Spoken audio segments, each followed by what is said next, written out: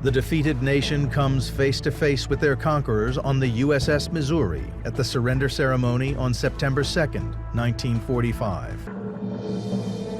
The signing of the surrender signals the official end to a savage conflict. August 15, 1945. The Japanese people heard the voice of their emperor for the first time.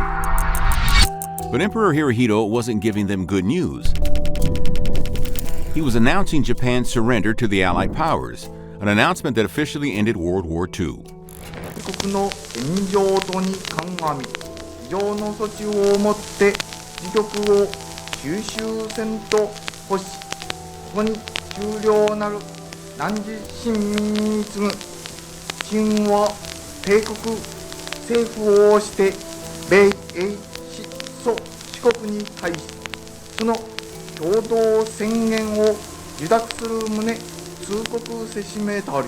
After the war, Japan was a nation in ruins, its cities devastated by bombing raids and nuclear attacks. We've all seen these images. I mean, just complete and utter destruction. But then an unprecedented transformation under the watchful eyes of an occupying force, the very same force that was responsible for all this horrible devastation. So let's unpack how Japan rose from the ashes. It's a wild story, with everything from censorship and crime lords to secret CIA operations. Lots of CIA operations. We have declassified documents, piles of them, showing how Japan was basically the jumping-off point for the American government in its new war post-World War II, the Cold War. Ready? Let's get into it.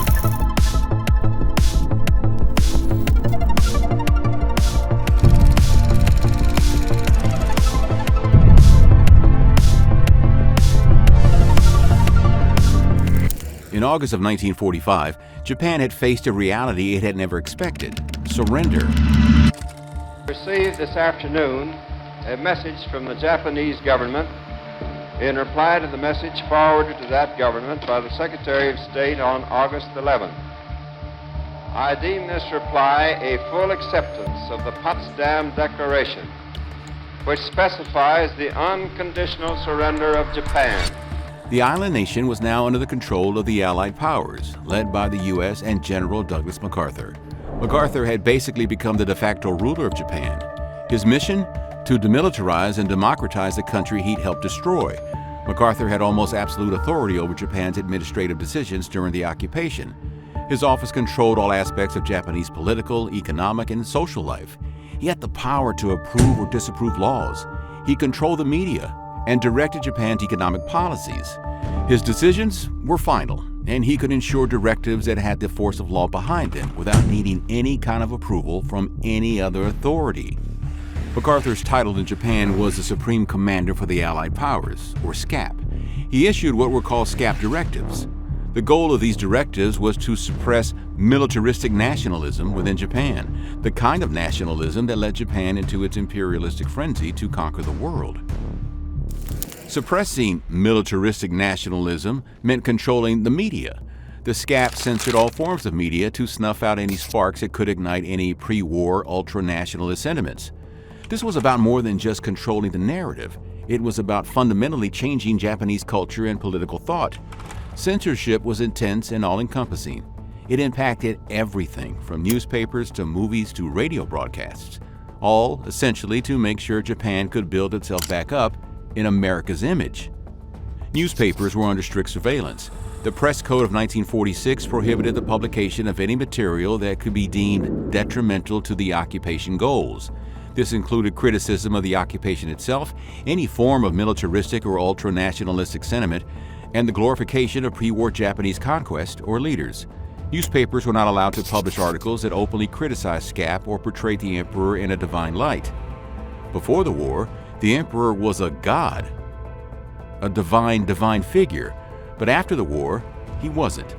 The ungodding of the emperor, I guess you could call it, came on New Year's 1946. Newspapers had to carefully navigate how to present the emperor's New Year's address in 1946, the address where he renounced his divine status. SCAP was heavily involved in how this was reported to make sure it was consistent with their goals of democratizing the nation. But maybe one of the most controversial impacts of SCAP's directives was adding Article 9 to the Japanese Constitution. which renounced war as a sovereign right of the nation and the threat or use of force as a means of settling international disputes. This law is still in effect.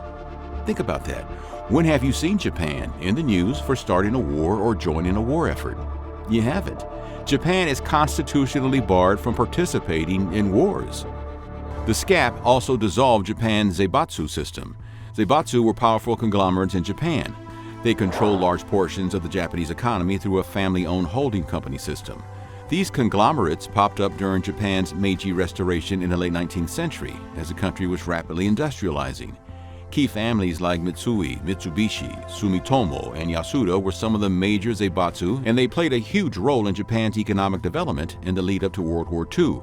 They influenced everything, from banking to manufacturing to mining to shipping, and they were very closely tied to Japan's imperial government. In a way, it wasn't that different from how the Western clans like the Rockefellers or Kochs or the Waltons operated. Getting rid of the Zaibatsu led to economic instability and unemployment in the short term, which created the perfect environment for organized crime. The Yakuza, already embedded in Japan society, took advantage of the chaos and expanded their operations. The Yakuza took control of the Japanese black markets that had emerged in the aftermath of the war. Japan's industrial manufacturing centers had just been obliterated by the Allies, and with the economy in shambles, the Japanese people had to get creative. Yamaichi, which translates to dark markets, sprang up all over the country. Allied army surpluses and stolen goods were bought and sold. Jeep tires and aircraft parts were repurposed for civilian use. Sugar was incredibly scarce, so the artificial sweetener saccharin became a hot commodity that was smuggled and sold at high prices. Even soap opera scripts hit the black market. With all the media and censorship going on, the people needed an escape, and radio soap operas helped. Behind all this illegal trade was the Yakuza. They provided the muscle, ran illegal vending stalls, and whacked anyone who wasn't falling in line. But in a way, the Yakuza became this weird sort of Robin Hood, maintaining order and keeping the shelves stocked, albeit on the down low. But here's where things got interesting. There's this guy, Yoshio Kodama. Think of him as the Yakuza's keymaster, a right-wing hustler who'd been lining his pockets since before the war. He'd been squeezing resources out of China mostly, and amassing a fortune in the process. He's nabbed by the Allies after the war, but he gets sprung from prison in 1948 because, guess what? The guy hates communists, and that makes him all right in the eyes of Uncle Sam, particularly as the Cold War is really icing over. So whispers in the back alley say Kodama starts playing footsie with the CIA. And there are documents to prove at least how interested the CIA was in Kodama. For example, check out this declassified document. In it, Kodama is described as a living legend of ultranationalism and a backstage politician whose crime was involved in smuggling and paramilitary operations, amassing gold, platinum, diamonds, and radium that allowed him to support numerous right-wing and anti-communist groups. They even wrote a separate classified biography of the guy. But Kodama was just one piece of a much larger operation. In the years immediately after Japan's surrender, there was an agency called the G2 that took care of reconnaissance in Japan.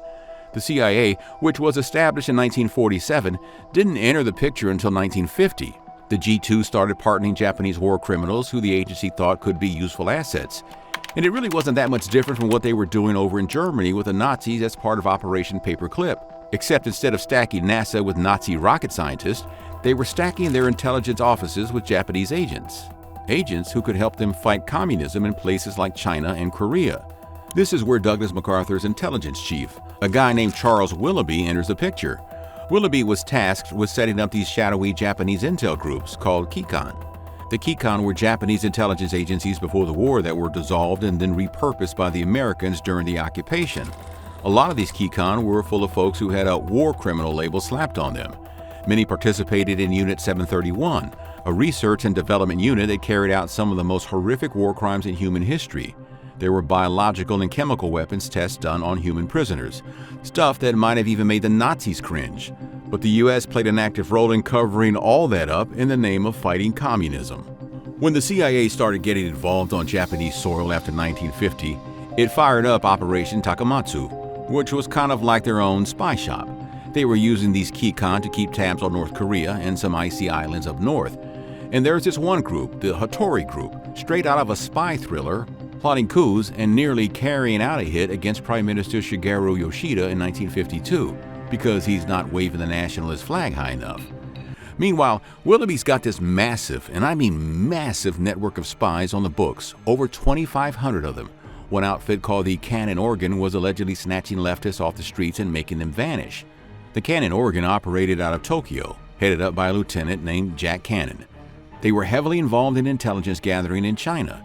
The Organ even had its own fleet of vessels disguised as commercial ships that they'd use for espionage operations. Now, during this time, the CIA isn't just playing the spy game, they're building the board. They're funneling cash into the political arena, backing the creation of Japan's Liberal Party with loot from China. Eventually, the Liberal Party became the Liberal Democratic Party after a merger that's facilitated by U.S. intelligence in 1955. The LDP has been in power almost continuously since then. And here's the kicker. The CIA is dealing in the shadows, trading tungsten to bankroll the LDP, making what some call an iron triangle of power, money, and politics. But wait, there's more. Before Japan and the U.S. signed a peace treaty in 1952 and officially ended the occupation, CIA agents were already knee-deep in Project Bluebird, doing some questionable mind games on suspected double agents. And then there's the legendary M Fund, a massive slush fund allegedly used to grease palms and fund everything from political campaigns to Yakuza muscle for Western VIPs visiting Japan. Then on top of all this, there was the Red Purge. Starting in 1949, suspected communists across Japan were rounded up. Thousands of academics lost their positions at prominent universities. Thousands of government employees were blacklisted and removed from their posts. Any hint of left-wing pro-communist sentiment was completely snuffed out. That same year, a guy named Joseph Dodge arrived in Japan and set up a series of austerity policies that reoriented Japan towards a more export-driven economy and linked up Japan's big business owners and the Conservative Party, the party that, remember, was basically being funded by the CIA and the U.S. government. The Dodge line, as it's become known, cut government spending and cut a load of jobs too. Labor unions were not happy. When news got out that Prime Minister Yoshida was planning on axing over 100,000 railway jobs, things got weird. The chairman of Japanese National Railways, Sadanori Shimoyama, received death threats and then was found lifeless on the tracks near Kitasenju Station in Tokyo. Rumors swirled that it was a CIA or Soviet hit. The case was never solved. 2 other suspicious derailments followed where dozens of lives were lost. Neither of those were solved either. Then, in 1950, the Korean War kicked off. General MacArthur told Prime Minister Yoshida to shut down newspapers to stop the spread of communist media. Some of Japan's most prominent newspapers were shut down indefinitely. The purge spread to Japan's National Broadcasting Corporation, the NHK. But by 1951, MacArthur had stepped down from his role as Supreme Commander of the Allied Powers. His successor, General Matthew Ridgway, eased up on the purge, particularly after the Japanese Ministry of Labor revolted against the continued American presence and meddling in Japanese affairs. The following year, the Treaty of San Francisco was signed, officially ending the American occupation of Japan. In the midst of this political and economic overhaul, in the midst of all this shadowy story, Japan's education system underwent major reforms. The aim? To instill democratic values and reduce militaristic indoctrination. Japan went from being a nation of rabid imperialists to one that focused more on itself. Again, the irony is that this shift was helped out by a nation, the United States, that had its own imperialistic tendencies. But U.S. imperialism was and is cloaked in the democratic ideal. But at what point does barging into other countries under the guise of democracy become undemocratic? It's a question that deserves to be asked, but it may never be answered. Did Japan look in the mirror and reevaluate what it wanted to be as a nation? Or was it forced into it by a country that felt bad for dropping 2 atomic bombs on its people? Or did the U.S. simply see an opportunity to advance its own interest? These are questions that are hard to answer, and it's probably a bit of all the above. But the fact is, there were huge advancements in women's rights. Women were granted the right to vote, and new laws were introduced to promote gender equality. The educational system was overhauled and liberalized. The economy eventually recovered and then became one of the strongest in the world. These changes were revolutionary. They set the stage for a more inclusive and equitable society. Today, Japan is ranked as one of the freest nations in the world. From the ashes of war, Japan was reborn. It's a story of resilience, of a country bending but not breaking under the immense pressures of occupation and transformation. The Japan we see today, innovative, peaceful, influential, one of the most developed nations in the world, was shaped by these pivotal post-war years and shadowy intelligence agencies. The occupation left a lasting mark on Japan. It influenced not just its political landscape, but also its cultural identity, for better or worse. So, what do you think about Japan's transformation? Could such a profound change have been achieved in any other way? Let us know in the comments below. And don't forget to like, subscribe, and hit that notification bell for more nutty videos like this one.